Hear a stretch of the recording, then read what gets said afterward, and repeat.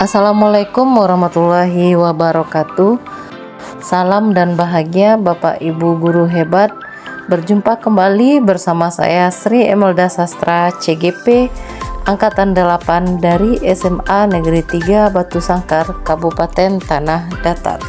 Video ini adalah koneksi antar materi modul 2.1 pembelajaran berdiferensiasi.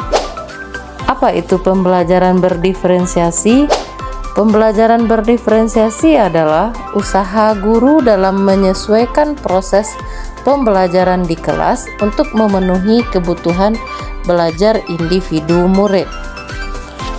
Artinya, pembelajaran berdiferensiasi adalah pembelajaran untuk mendukung semua murid di kelas kita.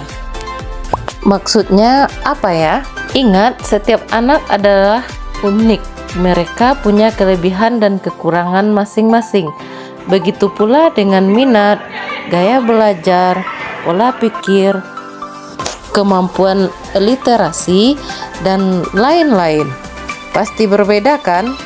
Nah, disinilah dibutuhkan usaha guru untuk memenuhi kebutuhan murid yang berbeda-beda agar mereka merasa nyaman saat belajar di kelas dan tentunya tujuan pembelajaran dapat tercapai.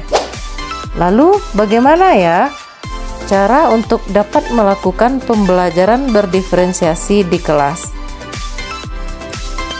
Agar dapat melakukan pembelajaran berdiferensiasi, guru harus memahami tujuan pembelajaran, mengetahui dan merespon kebutuhan belajar murid, menciptakan lingkungan belajar yang mengundang murid untuk belajar, dan melakukan manajemen kelas yang efektif, serta melakukan penilaian berkelanjutan.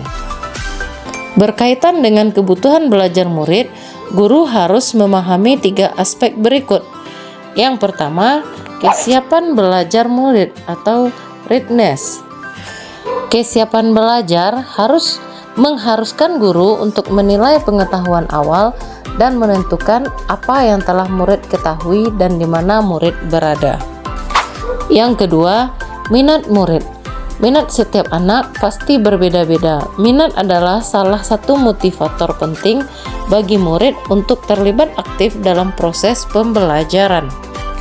Dan yang ketiga, profil belajar murid yang berhubungan dengan lingkungan, budaya, gaya belajar, dan kecerdasan majemuk.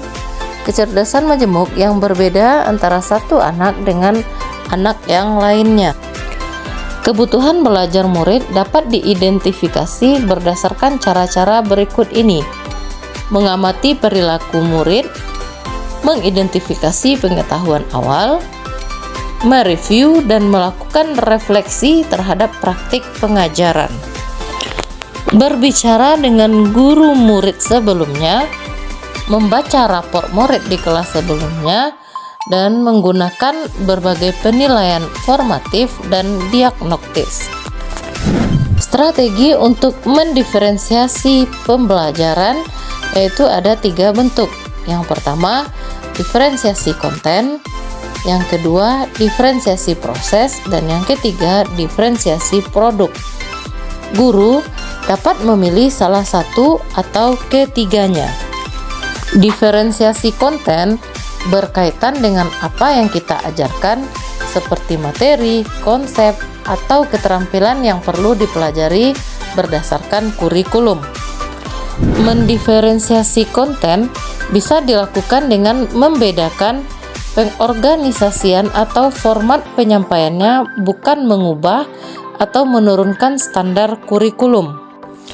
Diferensiasi proses, kegiatan yang memungkinkan murid berlatih dan memahami atau memaknai konten dengan cara membedakan proses yang harus dijalani oleh murid.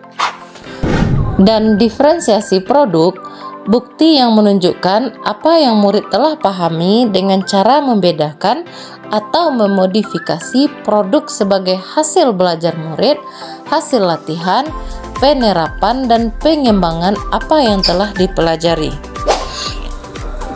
Lalu, adakah keterkaitan antara modul pembelajaran berdiferensiasi dengan modul-modul yang lain?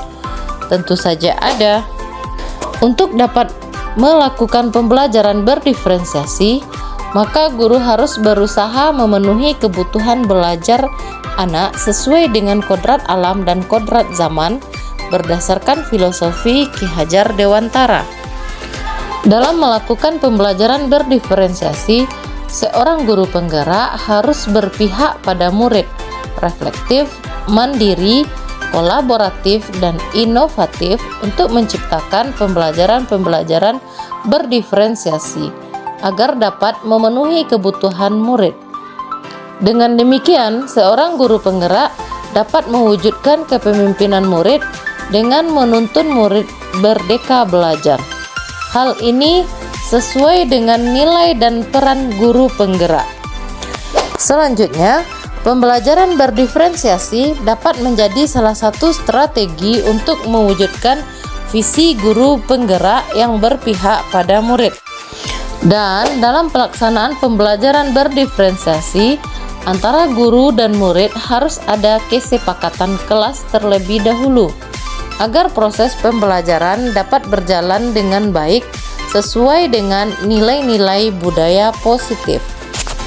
Demikian pemaparan koneksi antar materi modul 2.1. Semoga menginspirasi dan terima kasih. Salam dan bahagia. Wassalamualaikum warahmatullahi wabarakatuh.